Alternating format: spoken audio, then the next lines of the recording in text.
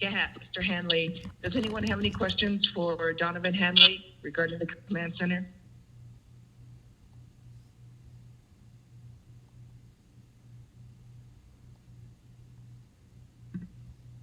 If there are no questions for Donovan Hanley, we can go to the judicial branch update. Chief Justice Jane is not able to join us, but she has Karen Francis on the line. Ms. McDonald, one question, please. Yes. This is Christopher Carroll, to the City Regional. Just a question, is this the lockdown he mentioned, is that a total lockdown, including stores and gas stations like last week? Donovan, did you get that? Yeah, I did hear that. Right now, it was just told as a curfew. I haven't got the official documentation, so I'll be requesting that, and we'll send that out. Let's go ahead and plan as if it was, just for safety reasons. But let me get the official document to you, Pope. Okay, thank you. Okay, thank you. Are there any other questions for Donovan? This is Joette from To the City Regional. Go ahead. Just for clarification, I understand Monday, the holiday, is not included in this curfew. Is that correct? I don't know. I'm not 100% on that. I can double check though. Thank you. Are there any questions for Donovan? If not, Karen Francis, are you on the line? Yes, Ms. McDonald Laundry. Yas Abena, everybody. Karen Francis, Unisya, Nakaidina, Nishlatini, Bashishini, Tabaha Dashiche, Hanafi Dashanella, Cottonwood, Arizona, Dat Nasha, and Office of the Chief Justice and Schnick. So, Chief Justice isn't able to join you all today. I know she's been doing these meetings with you all regularly. The main announcement that we have is that the judicial branch is going to continue to provide essential services only to the public through telecommunications to July 31st, 2020. So the doors to the public are not going to be open, but essential services will be provided through electronic and teleconference means. And Chief Justice issued this administrative order on yesterday. So that's going to be in effect. During this time, she's asked for all the courts and programs to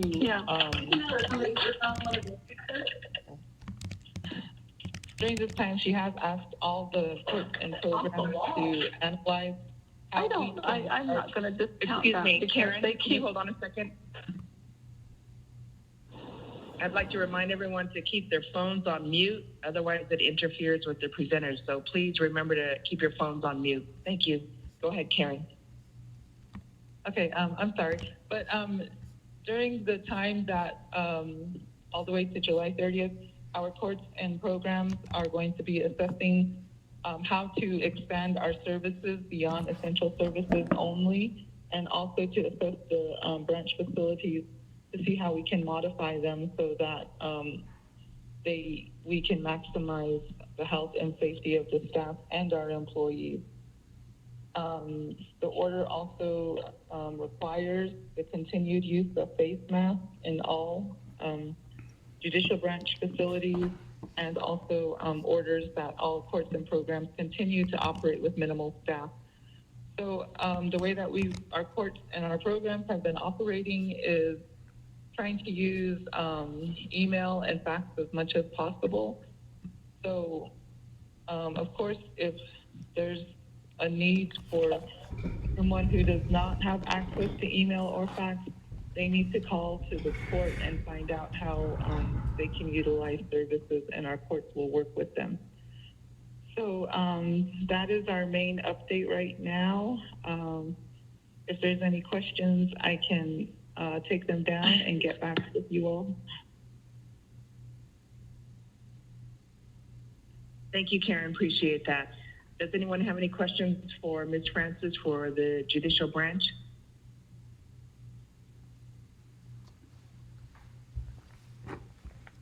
Okay, thank you, Karen. We appreciate your time. And you're welcome to stay on the line with us. If there are no questions, we can go on. We have Speaker Damon, who is on the line with us, who will give us a report on some of the important items that the council is working on currently. Speaker Damon?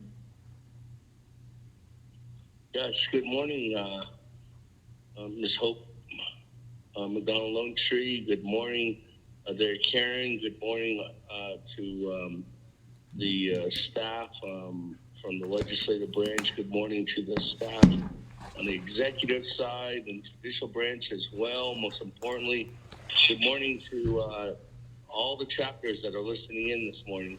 Thank you very much for calling in, to our partners and our federal agencies and our 638 contract individuals. Thank you very much too as well. I really want to thank our staff for continuing these dialogues and making sure that the chapters and our first line responders in the community are all relatively recognized and given the proper due procedures and getting updates. So thank you to Madam Chief Justice. Do you want to send that on to her, Karen, or her still wanting to be a part of these discussions, because it's great to make sure that you guys have and everybody across the nation gets as much information as they possibly can during these times. I know that the Speaker's office didn't have a call-in last week, actually the last 2 weeks, and the reason why was just for the fact that we were cleaning out Speaker's office and making sure that we're trying to finalize and prep ourselves for some of the big discussions that we will be having over the next couple of weeks. Just to dive right into some of the big initiatives. Good morning. If any of my colleagues on from the 24th Navajo Nation Council, thank you for being on too as well out there in the Western Agency. The big discussions I think that we're going to be looking at right now is, as you know, the Navajo safety, and this past Friday, the Navajo Nation Council passed a $2.4 million legislation that is going through the process right now. It was approved, and it will be going to the president's desk in order for it to be maintained, or actually to be approved and signed into law. That's signed into law. Those dollars will be going to our police officers and our first line responders out there under the Department of Public Safety. So we're asking the president to support that initiative.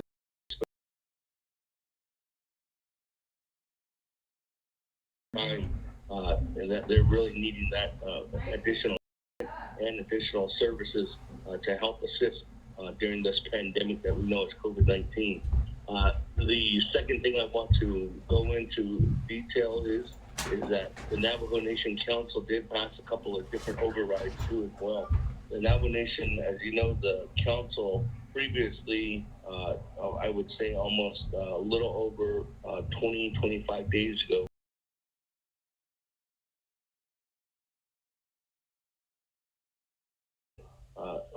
fortunately, Honorable Paul Begay sponsored a legislation to override the president's veto, and that passed. So now it is the law that farm board members, land board members, and grazing officials can conduct meetings in a teleconference fashion. Second was that the Navajo Nation President too vetoed the legislation that would allow chapters to meet telephonically or via telecommunication. Fortunately, Madam Member Chair Crosby sponsored that legislation to have that overturned too as well, and that veto was overridden by the council. So now, as of Monday, chapters were allowed to start having teleconferencing and telecommunication meetings due to the fact that they weren't eligible before due to the president's line item veto. 3 is that there was a legislation that was sponsored by Honorable Vice Chair Thomas Walker, and that legislation was for excessive gouging across the nation and trying to protect the consumer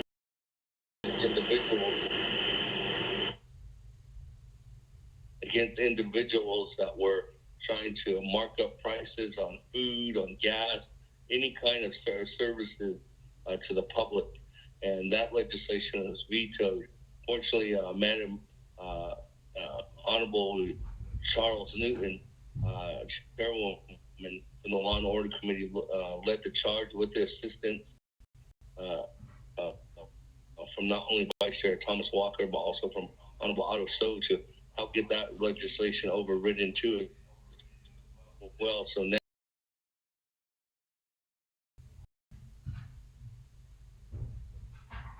that is part of the law, but not least the legislation to help us nation moves in discussing what was announced on 2020, and that announcement came from the Department of Treasury. The Department of Treasury announced that through the process, the Navajo Nation was eligible for some funds back in late March. The United States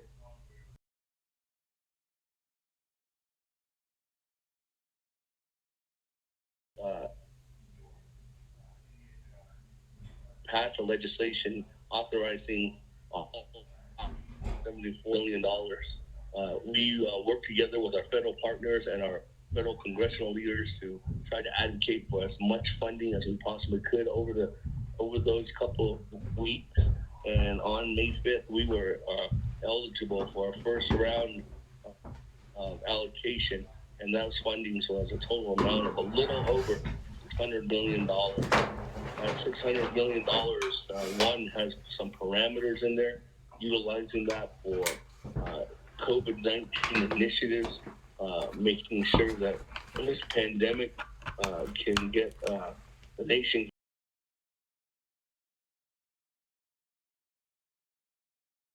parameters, but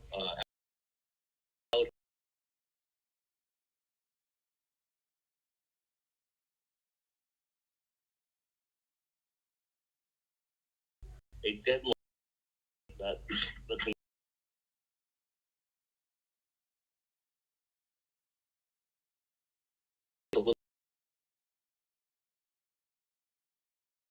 is pivotal in this in this exploration, is maintaining not only what we need to do and how we need to spend these dollars, but knowing that there's a huge deadline that we need to go ahead and make sure that we are relatively afforded that responsibility to maintain that deadline.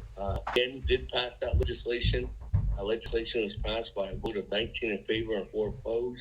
Moving forward, so it was overwhelmingly supported in the council. And now what the nation's next steps are is that we're really looking to work with not only the executive branch, but the judicial branch, starting tomorrow, to work at these different Navajo committee work sessions. Navajo committee will be having work sessions tomorrow, starting tomorrow. And that'll be going into Friday. You know, there's a 3-day weekend. We'll be reconvening back into Navi all next week, starting on Tuesday. Every single day we will be in Navi session to hammer out and say here not only to the presenters, but also to our partners. And our partners, which I mean is the President, Vice President, Chief Justice, the enterprises, individuals from these 638 hospitals, individuals from our IHS and federal partners.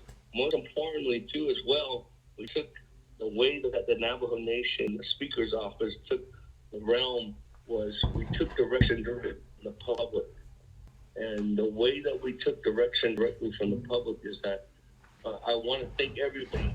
If you were a chapter official, or if you're a chapter organization, or if you're just a citizen out there on the Navajo Nation, we took your comment on 0115-20 and broke it down individually to what your recommendations were.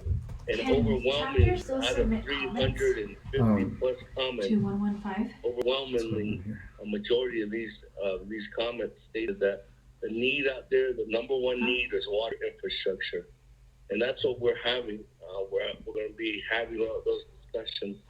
Other areas of interest and the top five were economic development. Oh, and that's a tough question.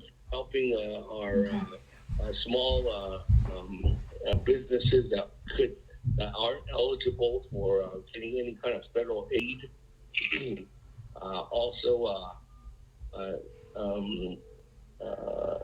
Our social services, meaning more dollars going towards Department of Social Services, LTEX, our CHR program to help maintain the responsibility to keep our elders safe, possibly building more nursing homes, to have a better working organization with our healthcare and our particularly our Department of Health, IHS clinics, and our 638 partners out there across the nation, which I mean the clinics, our first responders, through not only Department of Public Safety, but our first responders, like our firefighters, our EMT members, having more of those individuals out there, have broadband expanded across the nation, have more potable water for our livestock through agricultural projects, and most importantly, working together with the Office of President, Vice President, and Madam Chief of Justice to get this completed. The overview will be starting again tomorrow. They'll be live streamed through the Navajo Nation Council's website and on YouTube and Facebook and Vimeo. So everyone's welcome to listen in. We will be continuing to make comments. We will announce that comment information there tomorrow live on Facebook starting at 9 a.m. tomorrow morning. And we look forward to listening to the public input again. We thank the public for putting together and the chapters and the chapter officials, most importantly, who really went out there and expressed a concern and need for what we as the council needed to look as guidance. And we took that, the Speaker's office took that, and we took the high components of what our overall recommendations were, and we put that into these different discussion topics for the days. We will also be looking at a couple of one main factor is spending the whole day on it too, and that's going to be on June 1st, and that's going to be looking at what we as a nation need to waive in order for us to actually get infrastructure completed, to actually get these dollars out there, whether with cutting the red tape directly, because that's the important component again in this is that we must pass this we must expend these dollars, we must expend these dollars by no later than December 30th, 2020. So with that, the process is outlined. We'll formally send this information out to all, not only our partners again in the executive and judicial branch, but most importantly out to the chapter officials, letting everybody know what we are doing and how we're developing this concept. There was one other key component, actually, like a recommendation that was put into 0115-20, and that was a directive to Office of Management and Budget and also Office of Department of Technology, Information Technology, to develop a specific website to knowing where these dollars are being expended and how they're being expended, so that transparency can be there in order for anybody in the public, anybody at the local level, or anybody within the three branches can look to see where these dollars are being expended, can be looked up. That's something that we're looking to have done immediately to build that, and I know that directive was put into the legislation, so hopefully that you will see that up shortly and see that running. we will be again looking to the recommendations, and we hope to maintain those recommendations, because in a situation like this, we usually have recommendations coming from different town hall meetings, and we as the speaker's office we're more than willing to do that. But as you know, during this time, town hall events are pretty much not applicable in order for us to go ahead and move forward, especially with this pandemic that has been plaguing our nation for the past 2 months. So we are looking forward to getting that information out again tomorrow. Please look out for that, not only on Speaker's website, but also through social media and reaching out through our PR department. Mr. Byron Shorty is going to be leading that effort, who's the interim director of public relations at the Speaker's office. So again, sorry for taking up so much time here. Ms. McDonald-Lone-Tree, I know you're facilitating this. To everybody that's out there, sorry for taking up some time, but this is what the council is going to be working on and building this expenditure plan, listening to the experts, getting that dollar amount, working to that. We're trying to get a finalized expenditure plan to a special Navajo Nation Council session, and that will be on June 15th, Friday, June 15th. No later than that, so that we can go ahead and make sure that we can start drawing down as quickly as possible. But again, thank you for taking your time out, listening here today, but most importantly, working together. Thank you to the frontline responders, to the 638 hospitals that were online, to the IHS hospitals. You will be getting an invitation to address the needs and concerns and different things that the nation can help out and possibly co-sponsor or utilizing some collaborating funds to help assist. And that'll be on next Wednesday, May 27th.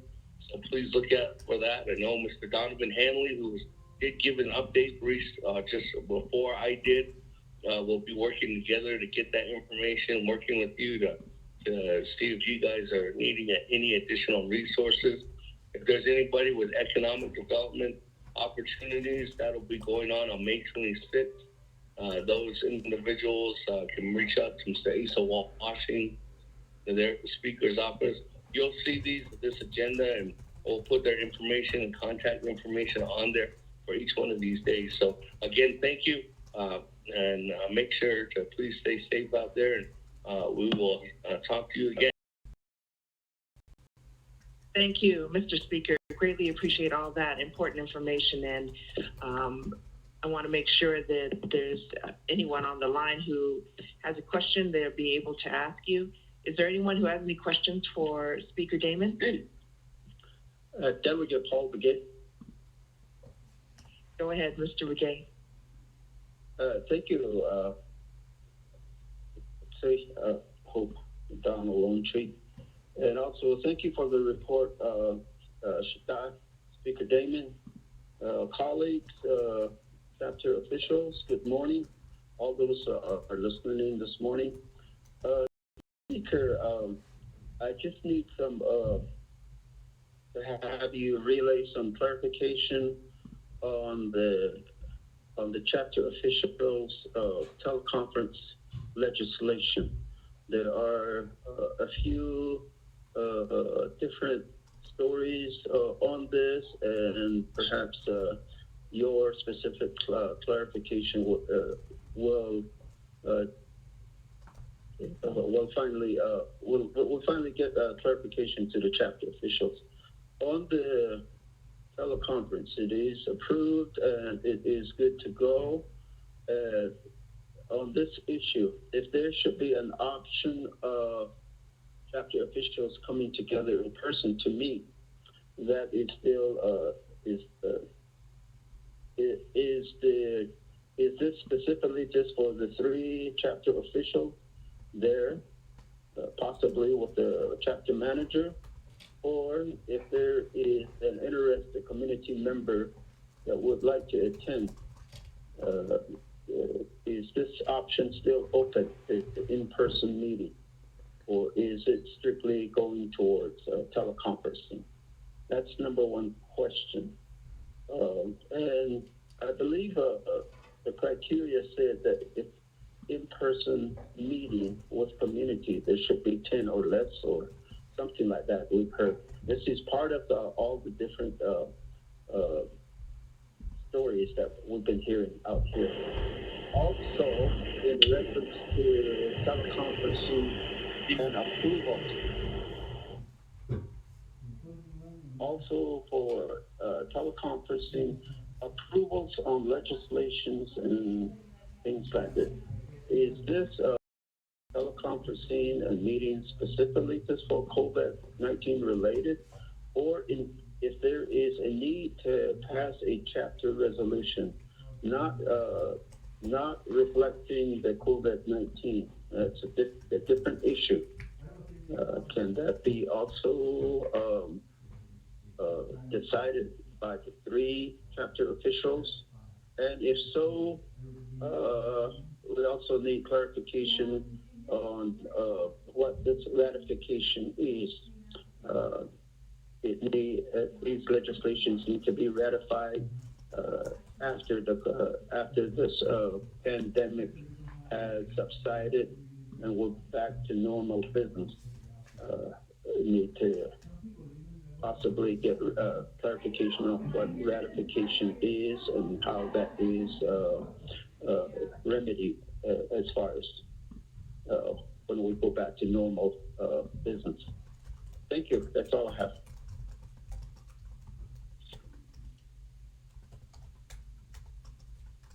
Yeah, Delegate Begay. Speaker, are you still on? Yes, I'm still here. Okay. Let me go back to the first. You're talking to Honorable Paul Begay. The first legislation that the Navajo Nation Council passed was in March, end of March, and that gave the authorization for Navajo Nation chapters to conduct meetings with a reduced quorum of at least a minimal of 3 or more, and that 3 or more was recommended for at least the 3 chapter officials could have a meeting. Now, during that time frame, as we know, the CDC rules were that they couldn't have no more than 10 people gathering in a space. Since then, that CDC rules went down to 8, then 7, then 6, and then ultimately down to 5. I don't know, maybe Mr. Hanley, you might know and have heard of, but from what I know, that the 5 rule is still in place, recommended by CDC guidelines. So if you want to have a meeting in a public space, it's under the thought that the Navajo Nation, at least the Speaker's office, is still moving forward in that perspective, that it's no more than 5 people can be within a vicinity, or in this case, a chapter conference hall. Now, if there's again, Donovan, I don't know if you're still on the line, but correct me if that's still 5.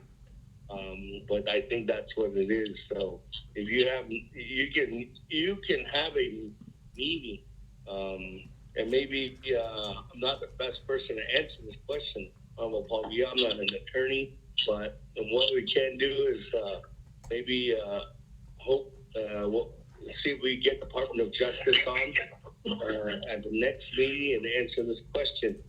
The second question regarding the Navajo Nation ability to have a teleconferencing call at this time, and if you're wanting to have you're more than welcome to have an in-person chapter meeting, but the recommendation is still to have follow the CDC guidelines. And those CDC guidelines indicate, as again, from what I have been notified, it's still at 5 people within a vicinity.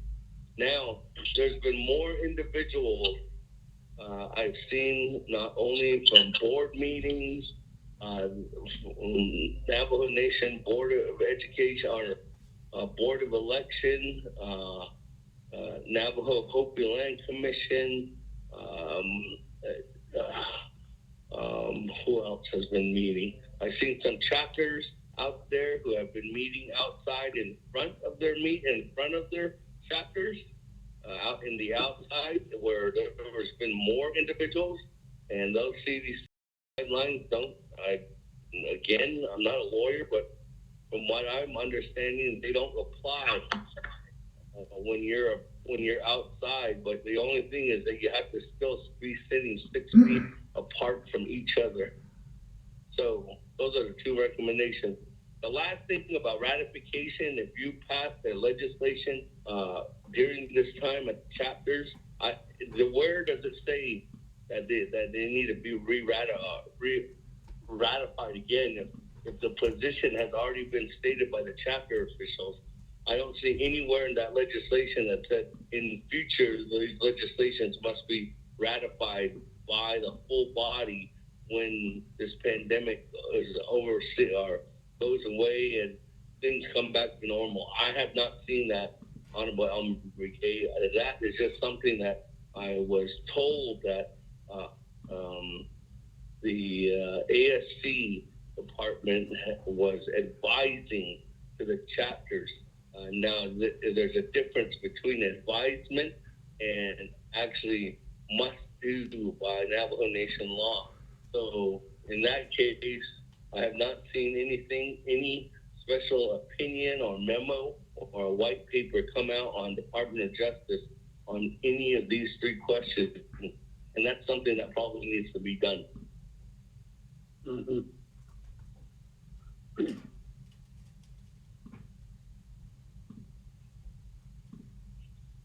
Thank you, Speaker. I will definitely check in with OLC and DOJ. Are there any other questions for Speaker Damon? Just a reminder, people, to keep your phones on mute. Go ahead. This is Kim from Cuba City Regional. I have a question for Speaker Damon. So out here in the community of Kaibito, Arizona, I represent the community of Kaibito, Arizona on the board of directors for the Tuba City Regional Healthcare. I had an individual ask me about windmills. There's a windmill in Kaibito, Arizona, where livestock owners depend on this windmill for their livestock to water daily. And I believe their windmill is broken. They said a large stream amount of water is going out into the road and into the streaming area where people normally graze with their cattle. And I wanted to know if any of that money is going to be invested into maintaining the windmills.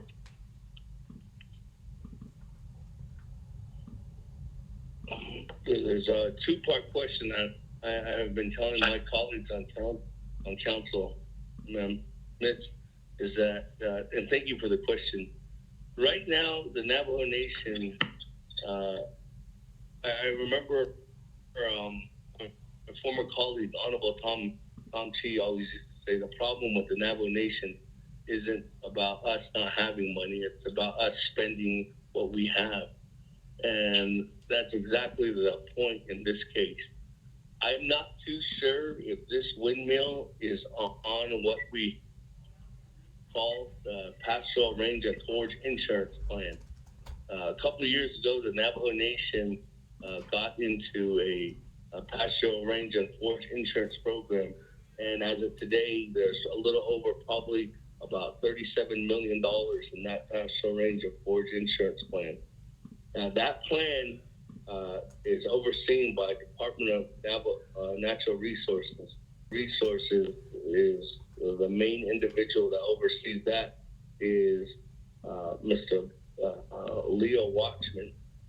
And that's probably an individual that you would have to get on the horn, maybe hope next week if you can get an update from him.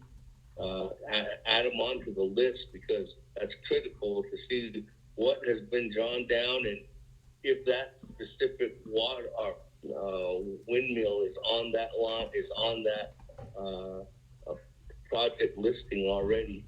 If it's not on that project listing already, to get completed and get done, as we all are well aware right now, everything has halted. There's some construction going on, there's some services being done, but not everybody's back to work yet. So I don't know if this is one of the projects that might be done, supposedly being done to be either reworked on or completely torn down and reconstructed, this windmill process. But that's something that we need to make sure that if it is or is not on that listing.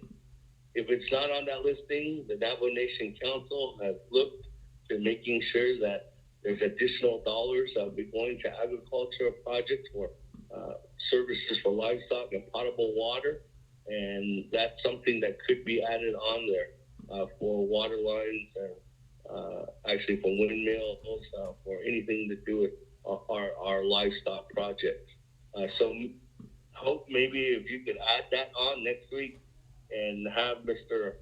Leo Watchman given an advance notice to do a presentation on which projects are being worked on, which projects are on the timeline, which projects are have the green light in order for them to be expended through the pastoral range and forage insurance funding that he does oversee. And him and Ferdinand Noto will get you that information and see if they can send that report out preview or before the meeting, so that everybody knows what is and what is not on that listing, so that everybody knows where these dollars are actually going and where they will actually be spent. Will do. Thank you, Speaker. Thank you. Are there any other questions for Speaker Damon? Oh, Go ahead, Delegate So. Just to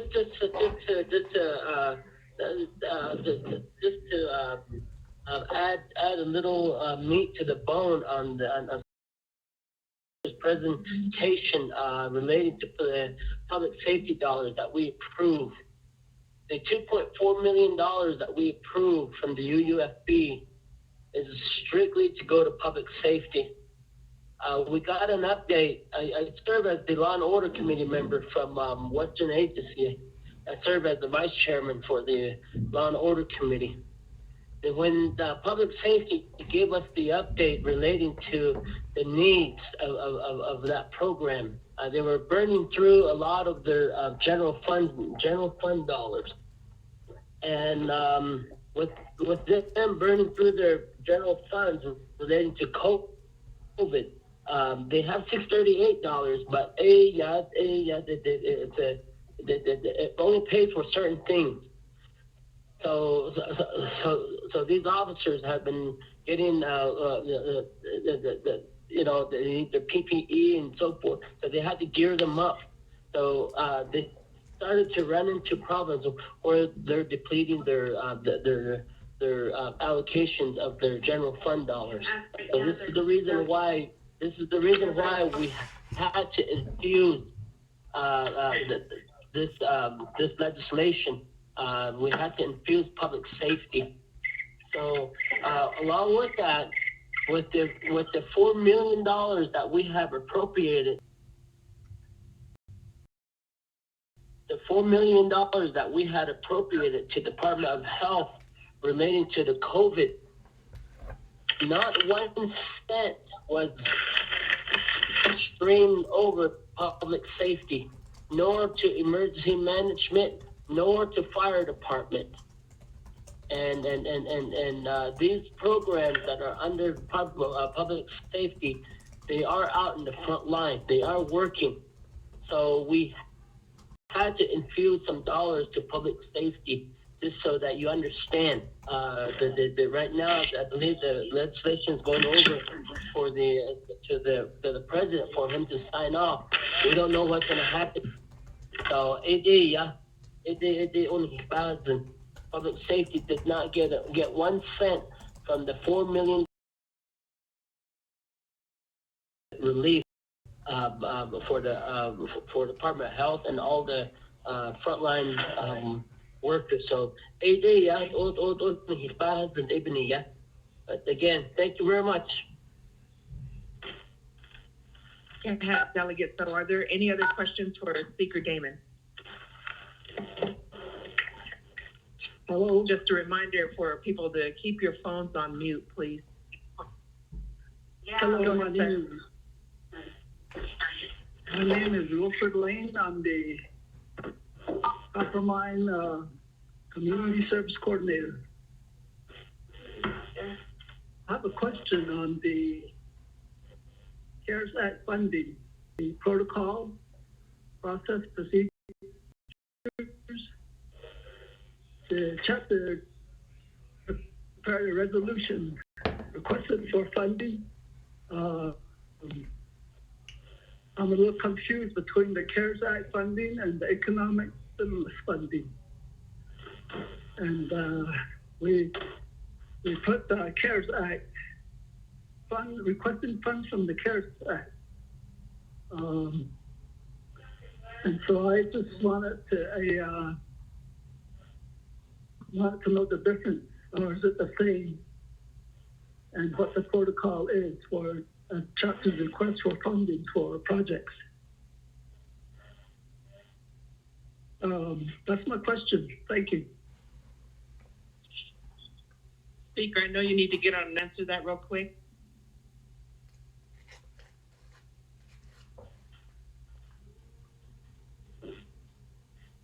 You might have jumped off the call.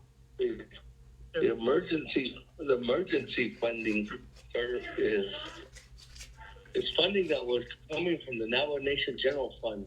Those dollars are, if you look into the budget instruction manual, emergency funds have guidelines on what you can and cannot spend on that. And those emergency dollars are coming from Navajo Nation Fund. Secondly, the Navajo Nation dollars that we received from the CARES Act are coming from the federal government. Those federal government dollars have parameters too on them, and those parameters are listed on the Navajo Nation Council website, and also listed on if you look under the CARES Act. The two big differences is one of them is Navajo money that has parameters on there. The other one is Navajo Nation funds that have been received by the federal government. The Navajo Nation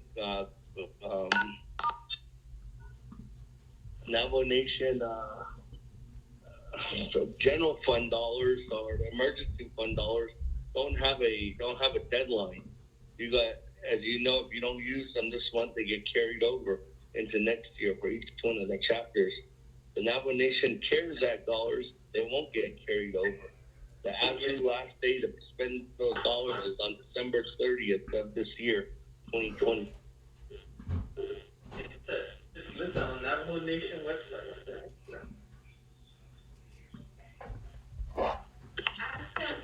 Thank you, Speaker. Appreciate that. I know you need to get on another call, so I thank you for joining our call this morning, providing some information. If any of the individuals who are on the call have any further questions, please email me and we can get them to the person who can answer those questions for you. And this is in regards to any information that the speaker presented. So, Speaker, greatly appreciate your leadership, and on behalf of the Office of the Speaker, we will not forget those who have lost their loved ones during this time, and we want to make sure that we are caring for our people. So thank you again. Just a reminder, everyone, to keep your phones on mute. We're not able to hear our presenters. I'd like to ask if David Nez is on the line. Hello? Is David Nez on the line? If not, we could go to Joette Walters. Yeah, and this is Joette Walters, Chief Operating Officer at Tuba City.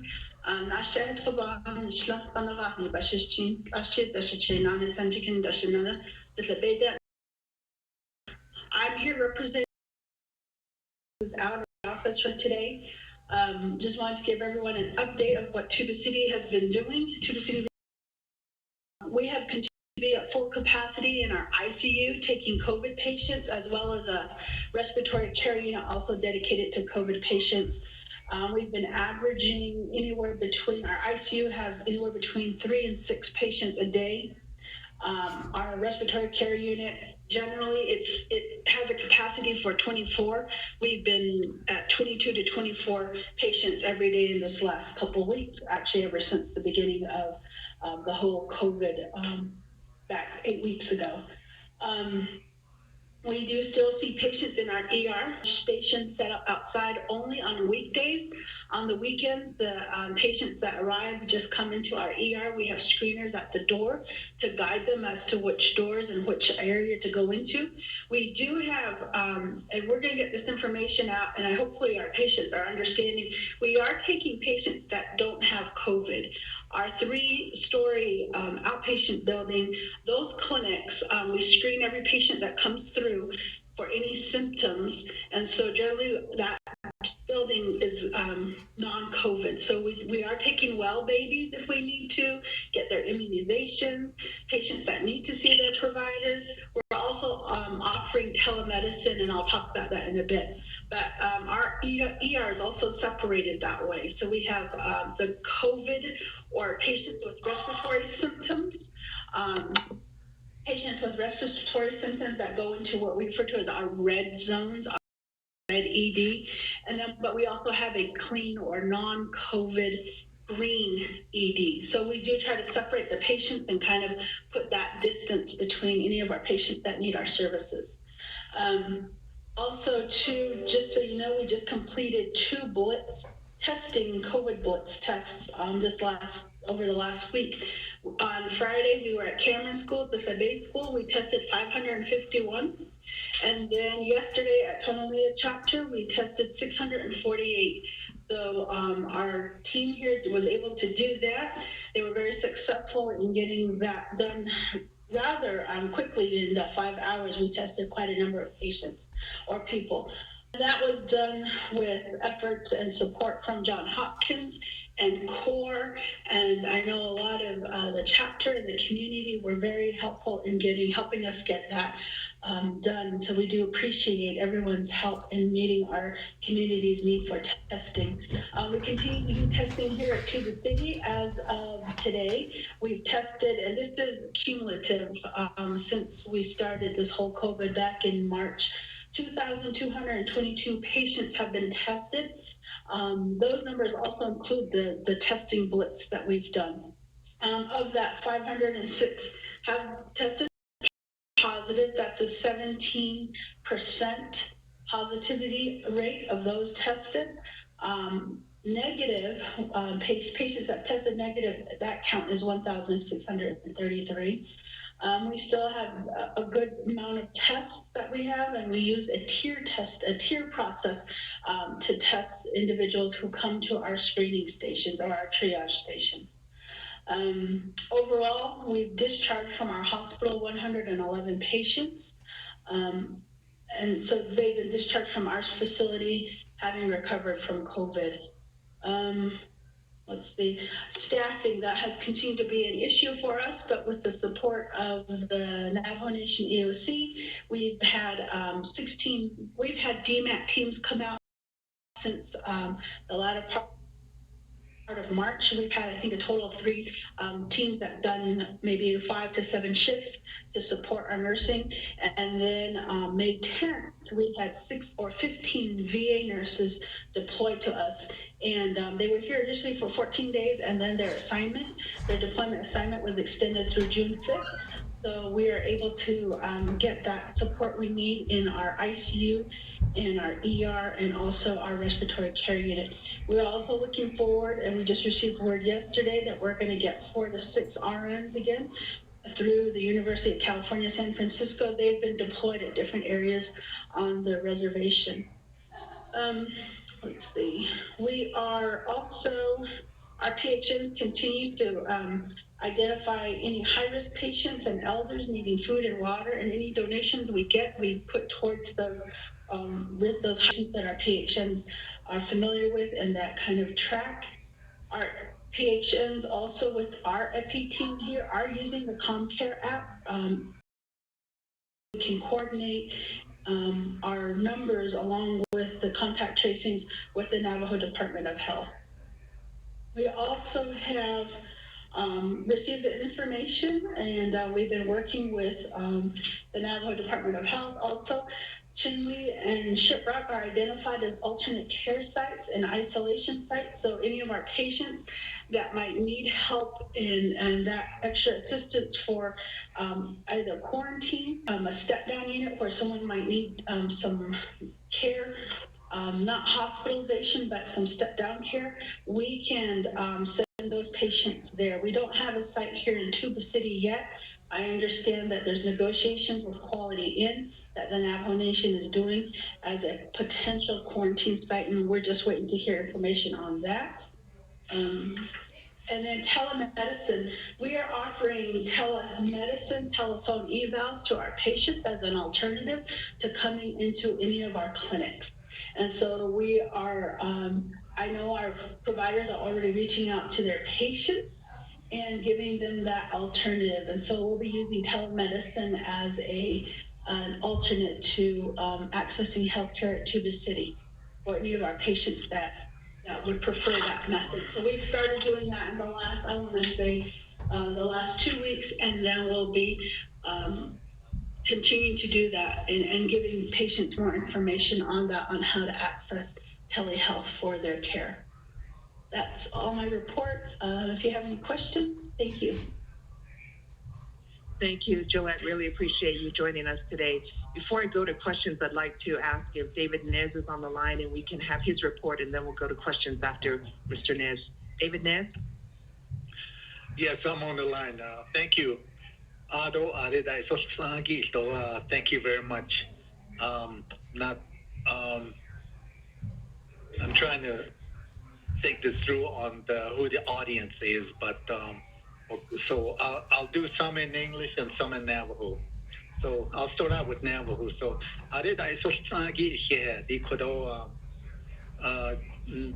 Navajo Nation Health Command Center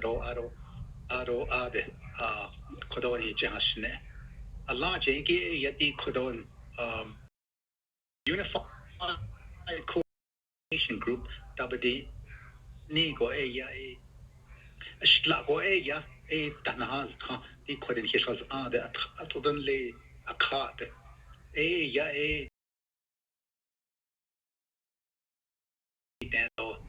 Navajo Nation BIE do BIE whole tagi the old cut old cut kinas nelo Joda tagi adult chui don't eat ben whatever Pistachil so the store David Kaiji get the state are the decision making Hanigi Aro not Ahagi could take a Dailia Hala and Rene Yada Alfan de Nashahol de Data see he credo Ado Nation Lenigi the dance then David Kaiji the IHS service unit hospital Sigido 638 hospital Sigido Kodona Nation Public Health Donald and Lenin Executive Branch.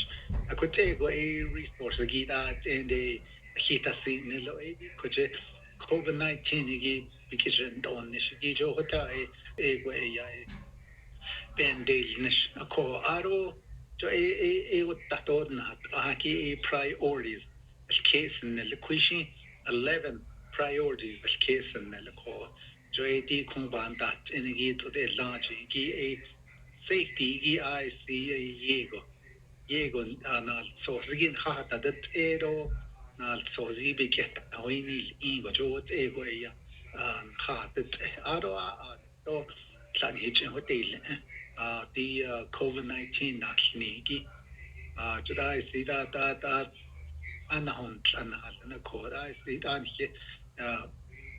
hiche naho tiko acho tu iti da to peol zenda araba jil chin ko ego bijil chit da ko ta le haze do hanni gune yille ko ego shi is betao halle evening safety ki I see ego ben that ni tindo ni safety officers di a ye on la ho never thought that kredo ne gen da inni show jo guidance ki da be kya ho ki ba ta jo ta kodo ben that ni tin aruna nation denigi kodo we have 5 sections. We have 5 operation sections. Kocha COVID-19, but then again, and the hospitals, mental medical branch, but the Ninigi auto public health branch, don't know na a kocha COVID-19 be auto and public safety law enforcement. The queen in that show a kuche was so Nika Naja. Our social service to banana she dish in each and banana sto families banana she do burial a banana do a way at get the COVID-19 one that all a khidi kita but COVID-19 but all not go jo the but la na no jo what kapita del kon la ta sa isolation do aje ze ene bikita tez in ko ko ba haya ko shashi just that I ta kha ye jo idea shi ye go da ki jo le zel in na ado khida ko positive ko ego na but kha ko test ki de given na jo do na kha khela the close contact khela at the ajo is not so a ye de kita yiltato khito that he di bitsana hat la so do asat the isolation quarantine atal neko asat in house count the quishi 14 days or CDC there no a aja funzactional ka aro test kit gito ko AD 14 days do go jo Johnny she la ko de khato kon de positive link ko isolation nan ay silbin ya hat in ke ti bitsa da hi la ki de khaida ina da na ki jo bitsa aro positive ko ze in ke tes jo jo kade ya do wan ko be il ni ho de nagay ba shinday to be kid out but I called out nan o yina na ple ko ebinin ju case management ne ge yego na da business ko ko tego trago ba shne ki ye dalnish do want to ya logistic ito we chisiki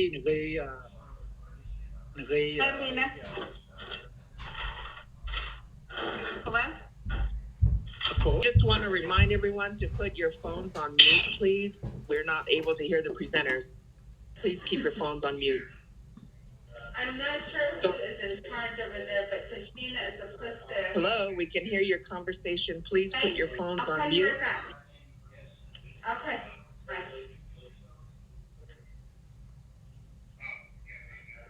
So go ahead, David. Ado planning but the nenegi joy that din hat agina so sabakago do priorities do objectives do dan he goal khele but this nenegi akunna jo dawet agi is casenal ti chindi kun such another the liso but ya the nada on shiki jo to is casenal edi da tabashne nation Chicago and that Nishigi Zay Indo Ray Hospital health then Rishin Hanal Nishi the any biggest POA Kodobe Dinish Kuta a plan and San Hasab Dado the Quishin Conan Darnish. I don't die finance na not a peso ki Banta Ilinigi hat Egoshi Shita yo eko a con peso banta ilini a coin honey ego ego bende. A codo haide Nika geo and ray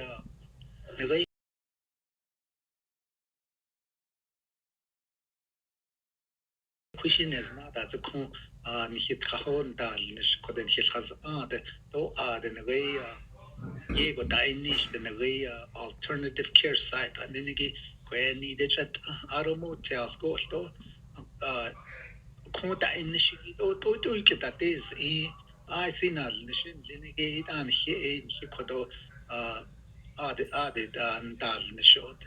Our national guards and all general no equidon stock and hesta a young way the 3 states there state that national guards give for the darkness at ego she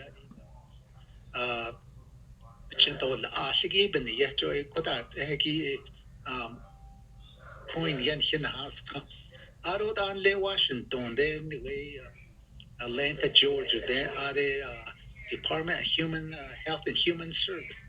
Are there a store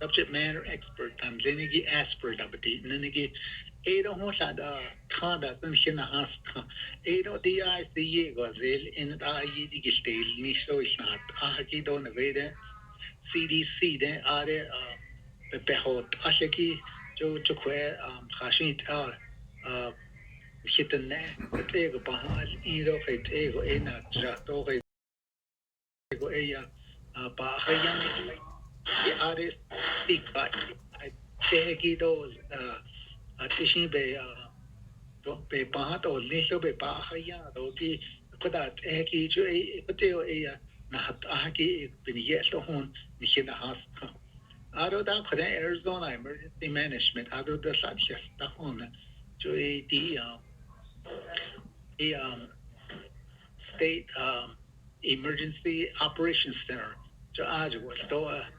the quidation is the volunteer state that they California, Nevada, Texas that the volunteer doctors and nurses that Linigi so a kana jaki stop Aroda Koni firefighters and Linigi type 1 but the Linigi ICE emergency management ay chingi so kon ni tahoti na lishin Linigi kodon kata inishigi a kondo ita hina tago so hon not ita il inigi so kwe anahat ahagi kwe egin yeni kana go but ego esto ni just ako kutego ayan his ado ta inisto the quigoshi the alternative care site the shenigi chun the gallop the shasa aro chinli do aro the shipra esto ako aj hitne kutego COVID-19 but that is snagi but sahat lagi jo ko ya pataya aro hotel midi at Easton Rachin Lee got Ajisa, the Naya Yaka, a call ARJ died down the Are you still waiting? Excuse me, Mr. Ned. Okay. Can I remind everyone to put their phones on mute? I can hear your conversations as well as everyone else. Please keep your phones on mute out of respect for our presenters and the people who are trying to listen. Thank you. Go ahead, Mr. Ned. So, what they go, the initiative, Yiba Dailin, the Tunda, a peso to die the Pagi, they compete the initiative, these days, but the Nini Sas, Zenit, or Yishin, the Yispin, because they on Handal, to condemn Latin, Washington peso就大的就这个给的这是阿星也个呢，这然后这个本来这个也哈当那人都peso就大的就好的那个驱动影响下现的可能那些 president 也很难这些I see 了这两类 stake on 单的都看的阿点看那很的个大no办大都就那就那个好多那个还是当然看很的会那他呢哈大可这个你说的是 So, although it is going to get to from the Public Health Emergency Operations Center, we do have a unified coordination group, and the decision maker in that group is Navajo Nation, IHS 638 BIE. And again, these groups were identified. They're already here. They're already established on the nation. Therefore, they're a lot quicker to make decisions for the nation as a whole as we bring our resources together and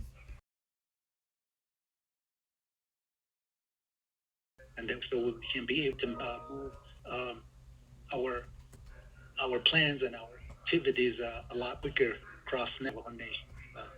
We do have, as I mentioned, support. We have 8 FEMA staff that is embedded in our operation, as well as oversight at our alternative care sites in Chinle, in Shiprock, and also in Gallup. We also have DHHS at the federal level, about 6 of them here. Again, also supporting our case management system, as well as the hospital's guidelines on how to respond or how to make plans and activate emergency condition under a pandemic. So we do have some support here from the command center, reaching out to across Navajo Nation, working with all our 13 hospitals here on the nation. We also have Arizona emergency management person here, again, working with the state EOC on any support. Right now, our support is professional volunteer, doctors and nurses, and any specialists that we need here on the nation to assist towards healthcare on COVID patients.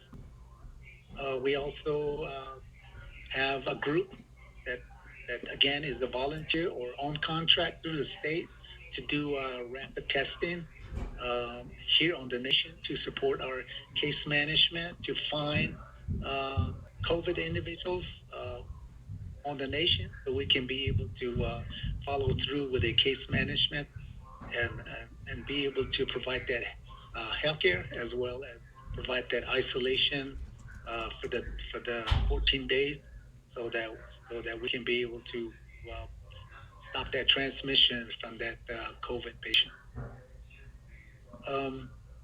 We also have one motel is up and running.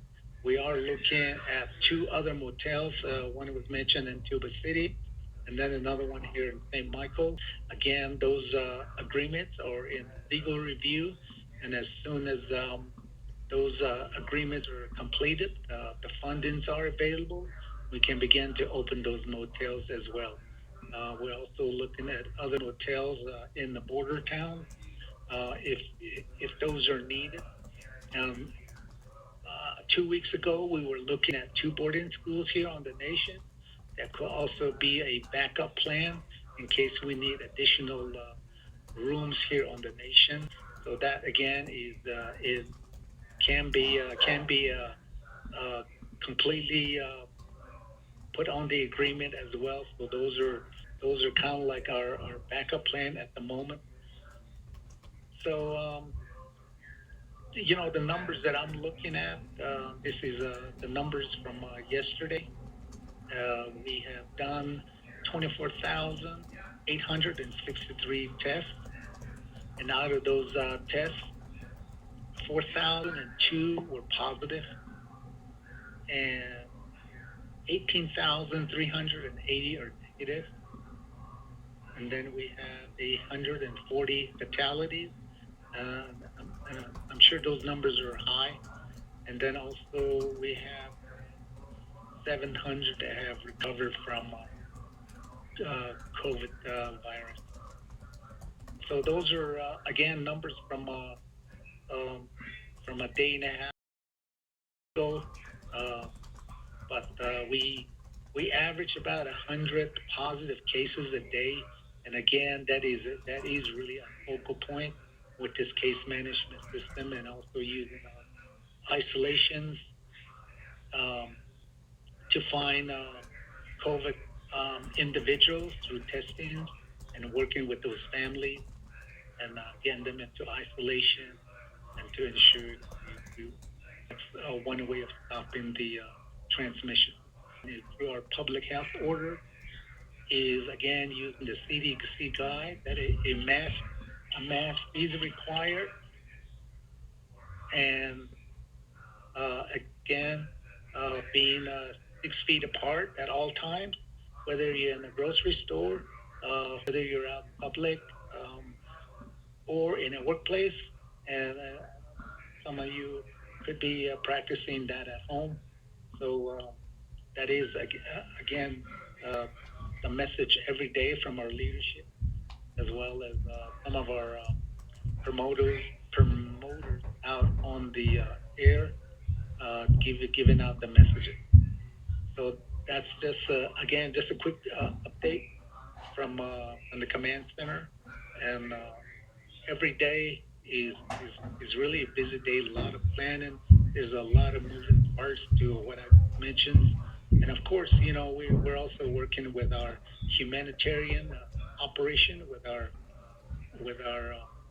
general public, because you know foods are getting low, and I know that everybody is on preserving their food throughout the week. They're preserving their water, and I'm sure that any other daily chores of laundry and some of these are probably on reserve or at activities, and that's really to again all this public health order is really to reduce or stop the transmission on the COVID-19.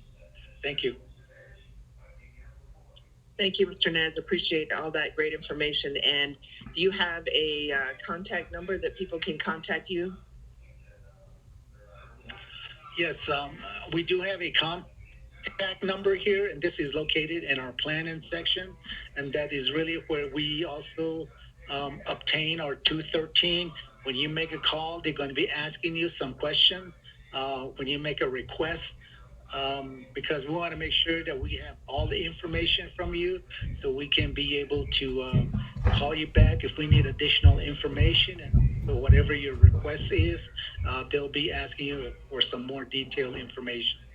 So that will be 928-871-7014. So that's where it's going to be. The call will be coming into our planning section. Thank you. And Mr. Naz, if you just have a few minutes, people who are on the call, do you have any questions for David Nez from the Health Command Center or Joette Walters from Tuba City Regional Healthcare Corporation?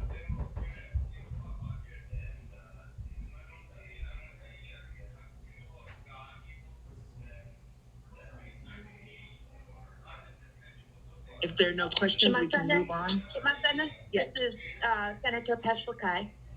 Senator, good morning. Unmute myself. Good morning, yes, Ethan. I have a question. I read in the news lately that Doctors Without Borders has come out to the Navajo Nation. I was wondering how we're working with them, and if Mr. Nez can provide us some information. Thank you.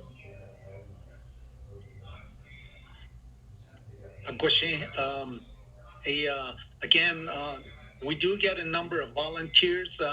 Just from this morning, I have 10 additional volunteers from all over the state that want to come to Navajo Nation and participate on the medical side or on the public health side. We've been here for over a month right now when they were first introduced into the command center, and that we were looking at what would be their expertise to assist the command center, as well as what is their capacity. And part of that was really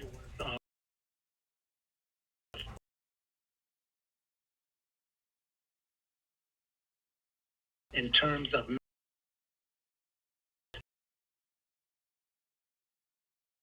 we're putting some of our response plans together. So that's how we've been using them. Again, they also are part of a recruitment for medical staff and public health staff, and they will refer names to us. And then from a command center, working with the state, we've been working with the state EOC. We go through their volunteer, professional volunteer section, where they do all the vetting, checking the licensures to ensure that they meet our requirements to work here through the state. And then if they are registering with IHS, most of these are federal entities, so those are already credentials are already in place. It's just that some of the folks that are retired or maybe coming from another facility from the state outside licensure, we get assistance from the state of Arizona EOC to ensure that they meet the requirement here within the state, and we could use them and put them on the roster and call them in on a scheduled rotation here with our operation. Thank you. Any other questions for Joette Walters from Tuba City Regional Healthcare Corporation? And just a reminder, people, to keep your phones on mute. Shit, now what? It was like. Hope, this is Orlando. Representative Teller, thank you for joining us. Oh, yeah. I have a question for Mr. Ned. Mr. Ned, thank you for that wonderful update. Is there, out of your operation, are there weekly updates that you can share with myself and my seatmates, Senator Pesh, Lakai, and Representative Sosi, as information such as you shared is really critical for a potential special COVID-related legislation? Thank you. Yes, Senator. With the state of Arizona, we do participate in 2 meetings. One is all the ADHS. There's the Public Health Emergency Preparedness Coordinators that are from the tribes, the 22 tribes. Out of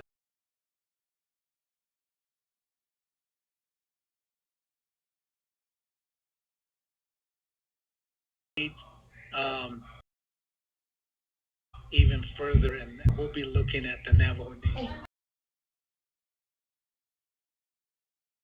Larger piece too that we can add those dollars to our initiative here on the Arizona side. I'm sure all the states are getting their allocations as well on the New Mexico youth level, and see what their resources they have, see what other plans are, and we talk about impacts, we talk about priorities, and so they can be able to draw resources. We also work with the counties, and again, I know that Apache County on the Navajo side is getting hit pretty hard, and we've been reaching out to the counties as well here locally, to the sheriff's office as well as the public health and their district offices here on the nation. So I guess, thank you for all that, Mr. Nez. I guess I wasn't clear in my question, and I appreciate all that detail. But is there a weekly or bi-weekly or bi-monthly written statistical report that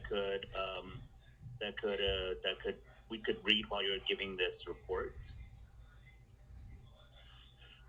There's a couple of written report that we do right now, other than a lot of the internal activity that goes on daily. And one of them is called our situation report, that is used primarily for our next day, our progress report, and then for the next day activities. So that's one. The other one is our EPI report. And the upper EPI report is the one that is shared daily. Again, also, it involves IHS 638, the state. In Arizona, it's ADHS, New Mexico Health Department, and Utah. That's how those data are collected, and that's the one we. But a lot of these conference calls like this, a lot of it is just my notes and my talking points that I share through these phone calls. Thank you, Mr. Nez, for all that you're doing during this pandemic. I sincerely appreciate you and your team's effort for the past 8 weeks, 9 weeks, 10 weeks. So I sincerely appreciate all that you do. I'll coordinate with Ms. Hope McDonald Lone-Tree on receiving some of those reports. Thank you. Thank you. Thank you, Representative Teller. Are there any other questions for Tuba City Regional Healthcare Corporation or Mr. David Nez out of the Health Command Center? Good morning, Hope. Jerry Williams from the Chief Chapter. Yeah, Evan.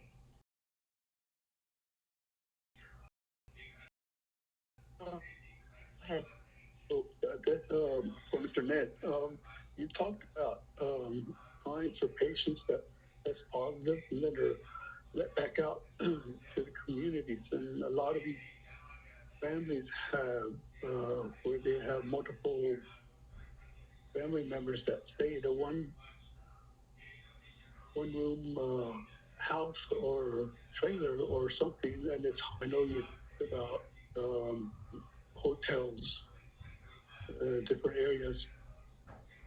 And I think a lot of these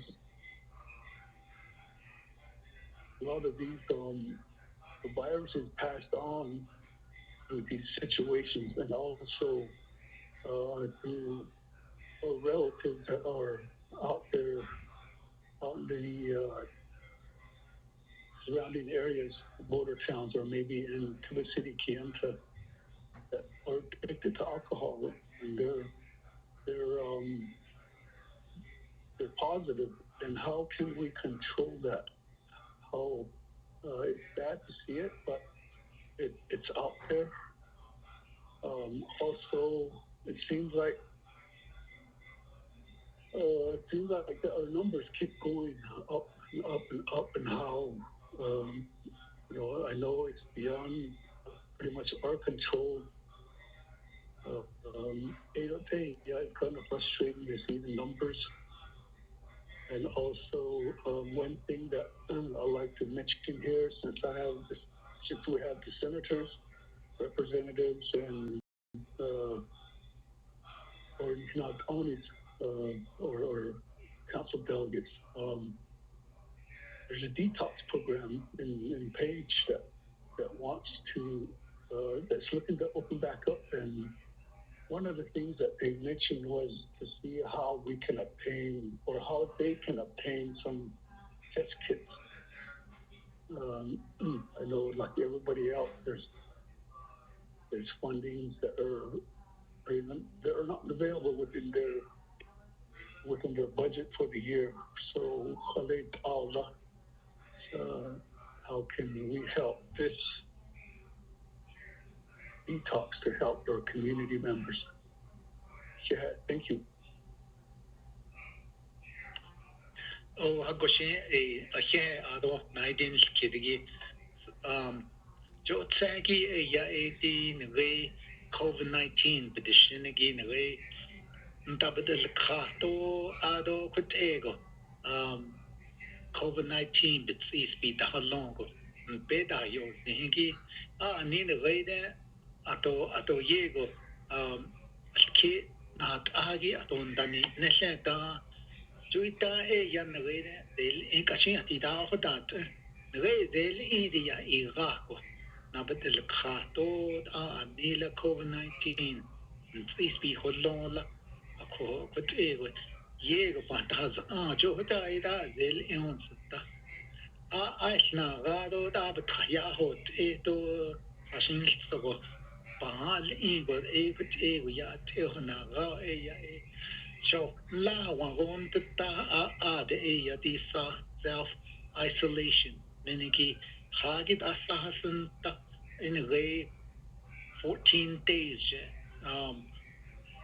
14 days jo put jo ade the COVID-19 but the shinigi jo anyway go at least oy betraj hot yat jitle jo ishin bin CDC de kon akot ego holjish akot ni sa awon go beta ilni go kon renal sos tra ni hiki plado jo iketta hol ingo ko ebinin na ado aha one kez kita teta pa bicho neta hote gata khakona ta hatle ako eke so kadi di kodo case management bedeshinigi kadi da yige test nigi da kumpan alte do bekedo case management iki ki khaho ahon da beti lato kun bishinta annisho family dan lenigi ni san le wa da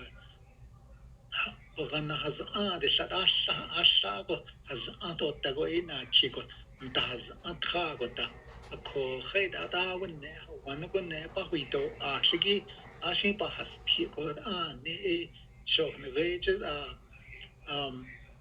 أساتي نغيجد أساتي شها أوتا جوتا تشتتا أقول إيغو آجي ينا تاغو أقول إيغو بانتالتي أكو خيدا wanda satta dole kodo anwe wando konzate ta don ziniki sto joido khashin ego ya istedo na paldo hatishin de kutego btra ni dole jo kutego so pahollo wanda satta dole ziniki reda wadan wanda don rebet ade kwegi shawi do ziniki jo kadeya kutego ya tent kit snigo but bali khashin khogo kutego bahashit aro ne sai dani hawa de setta do le la kundisha shinigi do chichon patata nahal khado le jo hona na te shoe jo ta bekego da shi ichen ta kha ko do I see how one bad then Joe Dallas that case management consto yesn dalnes the case management but the shinigi to kadeya the quigo shin alle bekat o wishiki to pakadlo khadoni jannat kujanat peshbe na anne so yan lat ado hatishi sanitizer do hatishi that COVID-19 nache alle sashi chahoto link be shika to wasn't zinigi jo de shin so so de indo ado khata yoki do ni chonda indo le COVID-19 paint energy one has only so was so but the alternative care site the shinigi do motel the shinigi put a cargo kapaho ato paholo ko ishi kanwe ni ni trate de car ko shin COVID-19 ajo ye ye yes dal sole ko and you hospitals and 638 IHS don hito kole aron wait ore ni ka yedi padalla hayi ni ka je ko te ko are shin e go ya ta haliyan dole 아로디 코제미가 아니 레이킨 타호 히든네 네게 네게 atla 네네기 키 하다든네 스크이기 조이시다 아니시 디 니 타호로 아도 사타 한디 가서 조인레 adestuigo contatle ko ishi kada kutla are naka because we need to change to aro sabaganda ten ko aro no abishka ko te go ikenda kai we alcohol niki so ero da ne a ba ya te go te kon la ko kin hatas ago kuta teheki to hayuido da ni da skoba haya da COVID-19 de shenegi ya to ni a de hita tilna ki kahona lego ado ngi zel ido akon naz ane go khana da pen joy kuta teheki shibit konde ni anyway we can have us body border town conscience hidden there in that kitchen. What's the NCI, Navena Sah Nanakone, Joan Nashi, and hidden Nashi, the pushing Yahe, Nelashin, what they was that debitatis now. A call 8 day, the motel, the day. Ya beto nelekone asana tago bahata alio biki destingo ko aje hotla aro sa ala baganta ten ko de ya wango wate da shi sa do nda pet ne sa to ta go shi sa do to ta ta pet ne apo gante ko da ni ye go da ho ti ku ti kwe ko te go shi de ne ta de ne ka ki ashi ale to ashiki to seasonal sasha ta ni she so da ki juna ni shi ne hota za ashi di COVID-19 the nahat the cheapen in aron vena anish tahna oshi COVID-19 bikeko hatta hatta teda eko there's anegi saun to غير لبنان هذا كان جو دشين جو سهود إيو إندالنا أكو هذا شيء سبب كده خويشجيس أكو إيش يعني أو أرو بننجيت تنهت أحكيتو بنيه سند أتلتو بنا تيدو بتأج بحويتو أحكي إيه كوندا دس كديكيت أو شوفي دس كازن دايدو بجو كوني تاخد لوندا نغيدي نيكتنا Atlaniki to Kateja Ashi Naka Ako Ishida Nishi the great Ishi Ashi that Ashi Bas Doctor Les Nivego with Dale Story.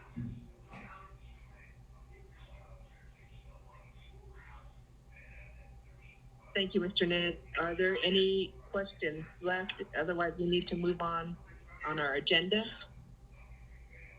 Oh,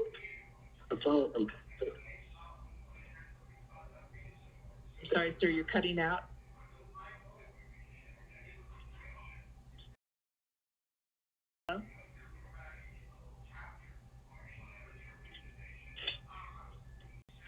If we don't have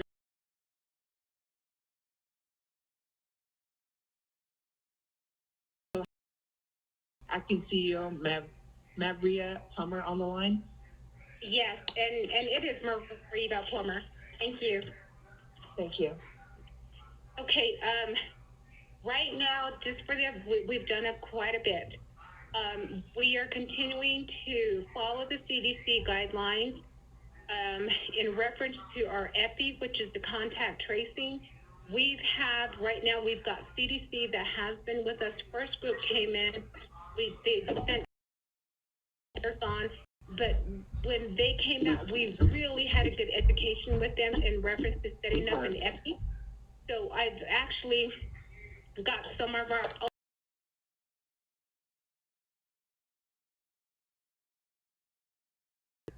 I'm sorry, Ms. Palmer, can you hold on just a second? Yes. Please, people who are on the line, please remember to mute your phone. We cannot hear the.